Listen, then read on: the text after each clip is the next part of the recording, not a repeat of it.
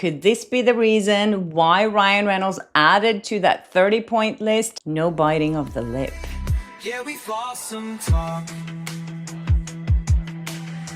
Hi and welcome to Blossom Talk. I'm Kerstin Flo, journalist, Hollywood truth teller, and your voice of reason in a town built on delusion.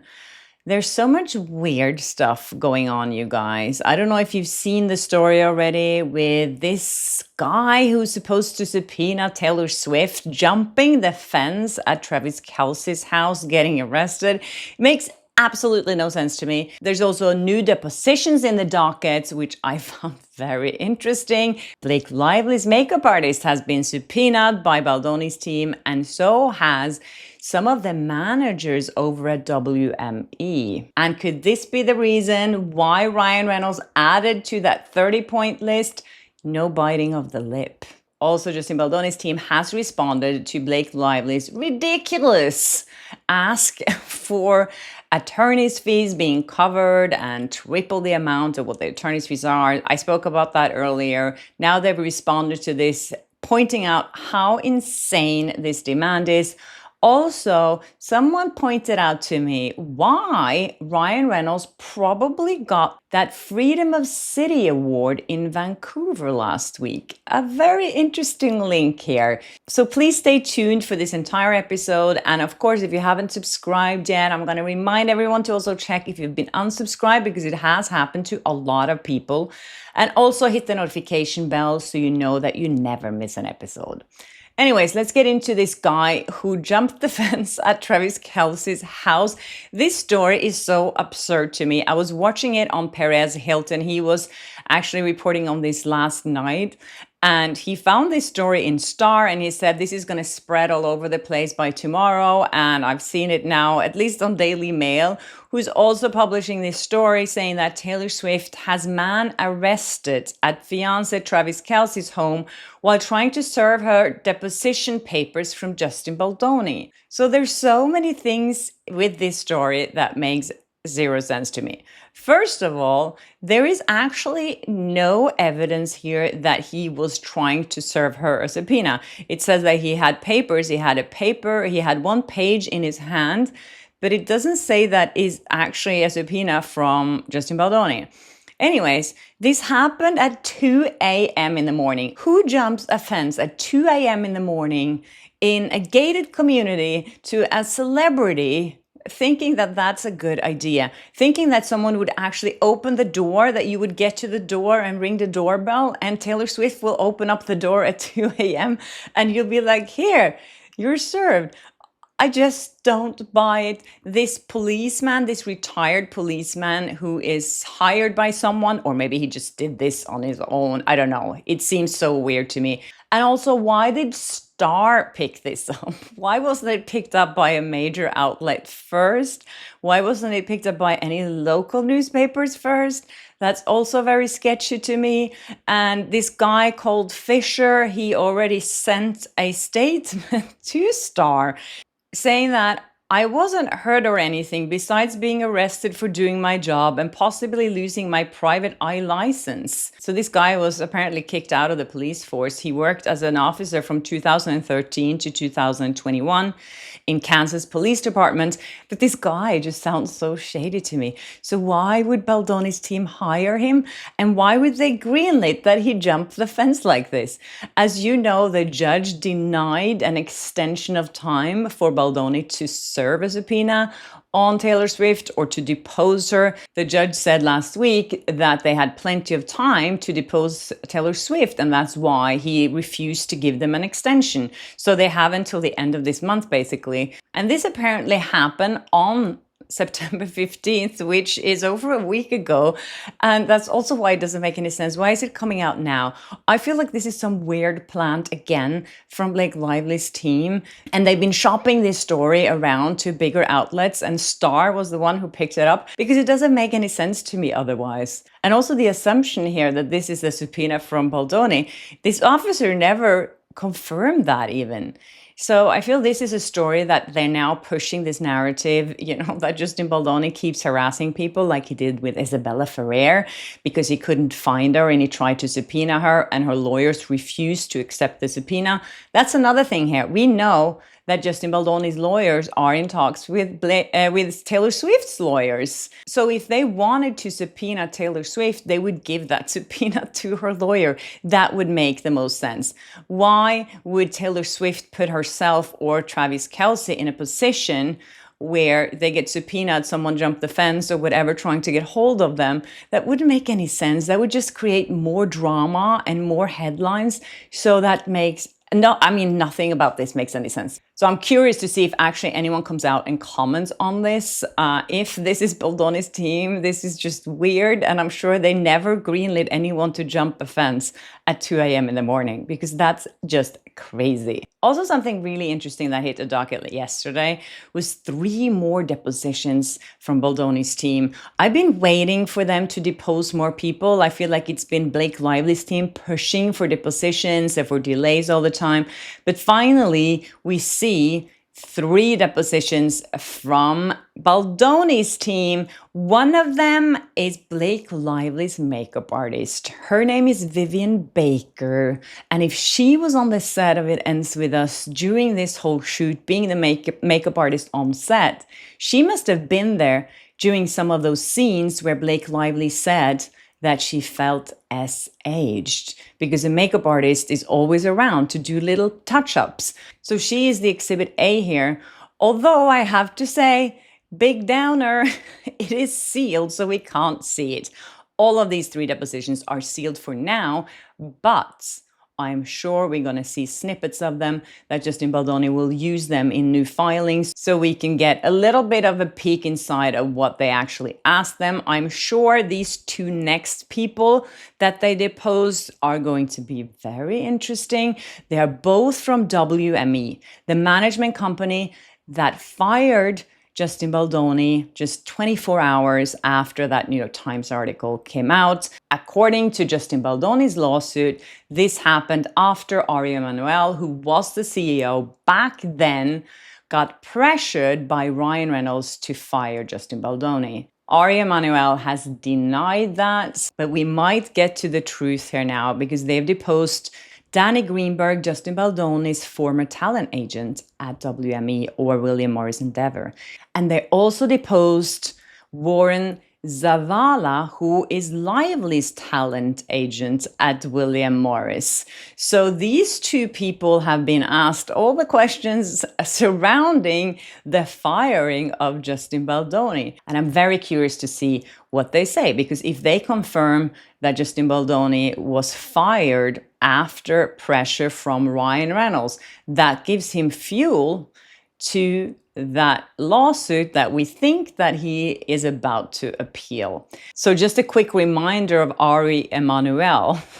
Remember, I think it's about 4 months ago now, that he was a part of this podcast where they asked him why he fired or what happened with Justin Baldoni, who was also represented by his company. And he said some outrageous things. And for some reason, that recording from that podcast, which was filmed or recorded in front of a live audience, all of a sudden went missing. And they said, we forgot to press rec. It's so absurd. Luckily, there were some people there who were smart enough to actually record it. So Ari Emanuel, who the character in Entourage, Ari Gold, is based on. If you've watched that show, you know that that character, played by Jeremy Piven, is pretty unhinged. Anyways, so Ari was quoted saying, it's all effed up. Bad situation with Baldoni, whatever his name is doing. He continued to say on this to this guy who interviewed him on the stage. He said, until I fired him, it's not really fair. I've known Ryan and Blake for over a decade. They're really incredible people. In Hollywood, they've been incredibly successful. That's true. People work with them. They've never had any bad mojo out there or treated people badly. They're charitable. We help them with their foundation. They've given tons of money away. Yes, so we were all wrong. Blake and Ryan never had any bad articles written about them. He then said that Blake and Ryan are good people that have been in the business for decades and have never had any bad press about them. And all the people they work with like them. So if it's true what they're saying in that allegation, these are two bad guys. So these two people who are now deposed, if they can confirm that Justin Baldoni was fired for no specific reason, just that Ari Emanuel believed Ryan Reynolds and Blake Lively over Justin Baldoni without having any evidence, that gives Justin Baldoni a really good legal argument. As I said, I can't wait till some of this becomes public because I'm sure it will be.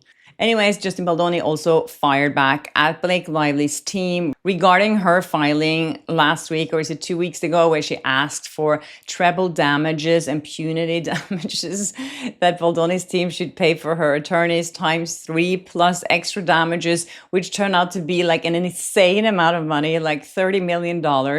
They're filing back here saying that all of this is ridiculous and saying that she's applying California law to something that happened in New York, and the lawsuit is also in New York. She's using this Me Too law. It's called Section 47.1, and they're basically tearing all of that apart. And they're also pointing out how ridiculous it is to ask for something like this so early on in the process. What if Blake Lively loses this lawsuit, which she probably will if it goes to court, because she has zero evidence here and her claims have no merit? And he has already paid for her lawyers. They're also saying that there's no evidence of malice here, because that's what they're pointing out. The reason why he sued her was for retaliation. And they're like, you have to prove that there was malice, and there's no evidence of that. As we all know, this smear campaign was organic. So they're asking the judge to deny Blake Lively's motion, which I think he will do. And I think I've heard some lawyers talk about this too, and they're like, this is ridiculous. Yes, from what I understand, I find it really strange if the judge doesn't deny Blake Lively this. It's just, it makes no sense whatsoever. Anyways, thank you, Glenda, for sending me this. She sends me so much stuff, you guys. She's amazing. She sent me this clip, which I thought was quite interesting, because remember how that 30-point letter that Blake Lively's team asked Justin Baldoni and Wayfair to sign, otherwise Blake Lively wouldn't get back on set, and it ended up being just 17 points, and they just signed it because they knew if they didn't, they would basically lose this entire movie. And in those points, one of the points was no more biting on the lip. There's been no evidence of Justin Baldoni biting Blake Lively's lips without her consent. I haven't even seen him biting her lip in the footage that we've seen. We've only actually seen Blake Lively biting Justin Baldoni's lip. Anyways, so here's a photo of Blake Lively biting Penn Badgley's lip.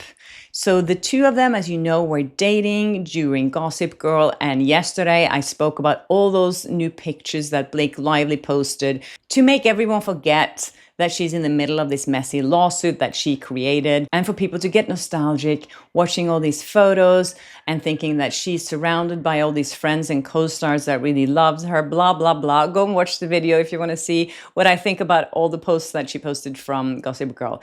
And one of them, of course, was of her and Penn Badgley, and it was during the time that they were actually dating, which I thought was quite insensitive because she is married with 4 kids. I was saying to Magnus, my boyfriend, this morning, I was like, I would really not like it if you posted a picture of your ex-girlfriend on Instagram all of a sudden.